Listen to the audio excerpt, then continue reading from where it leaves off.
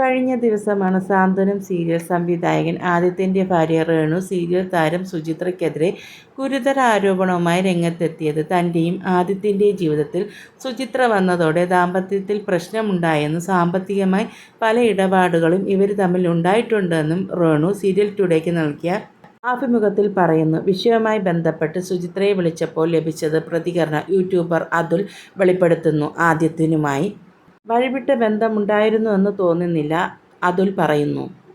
സുചിത്രയുമായി അവിഹിത ബന്ധമായിരുന്നു ഭർത്താവിന് എന്ന തരത്തിൽ രേണു സംസാരിക്കുന്നതായി തോന്നിയില്ല. പക്ഷേ കാശ് കൊണ്ടുപോയി എന്നുള്ള തരത്തിൽ സംസാരിക്കുന്നുണ്ട്. സുചിത്ര ഇവരുടെ ഭർത്താവിൻ്റെ കയ്യിൽ നിന്ന് പണം കൊണ്ടുപോയതിന് തെളിവുണ്ട്. രേണുവിൻ്റെ കയ്യിൽ തെളിവുണ്ടോ എന്നും അറിയില്ല. ആദിത്യനുമായി വഴിവിട്ട ബന്ധങ്ങളൊന്നും ഉണ്ടായിരുന്നില്ല. ഒരേ ഫീൽഡിൽ വർക്ക് ചെയ്യുന്നവർ എന്ന തരത്തിലുള്ള സൗഹൃദം മാത്രമേ ഉണ്ടായിരുന്നുള്ളൂ എന്ന തരത്തിലാണ് ഞാൻ ഈ വിഷയത്തിൽ സുചിത്രയോട് സംസാരിച്ചപ്പോൾ ലഭിച്ചത്.